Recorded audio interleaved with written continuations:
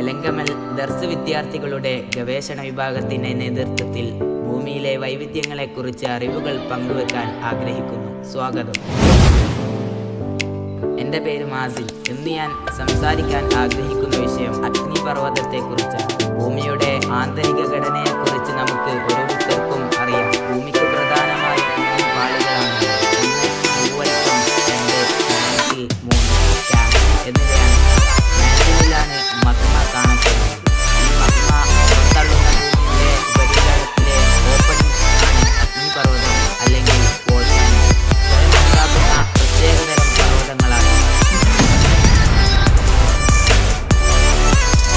ഭൂമിയുടെ ഉപരിതലത്തിലേക്ക് രണ്ടാമത്തെ പാളിയായ മാന്റിലാണ് മഗ്മ കാണുന്നത്. ഉരുകിയ ശിലകളാണ് മഗ്മകൾ. ഉരുകിയ ശിലകളും വാതകങ്ങളും നീരാവിയും ചേർന്നാണ് ഇവ രൂപപ്പെടുന്നത്.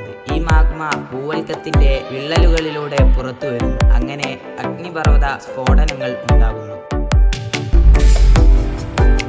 ഇങ്ങനെ അഗ്നിപർവ്വത സ്ഫോടനങ്ങളിലൂടെ പുറത്തുവരുന്ന മാഗ്മയാണ് ലാവ. അതായത് മാഗ്മയും ലാവയും ഒരേ പദാർത്ഥങ്ങളാണ്. ഭൂമിയുടെ ഉള്ളിലായിരിക്കുമ്പോൾ മഗ്മ എന്നും പുറത്തു വന്നു കഴിഞ്ഞാൽ ലാവ എന്നുമാണ് ഇത് അറിയപ്പെടുന്നത്. മാഗ്മയുടെ ഏകദേശം താപനില 1500 ഡിഗ്രി സെൽഷ്യസിൽ കൂടുതലാണ്.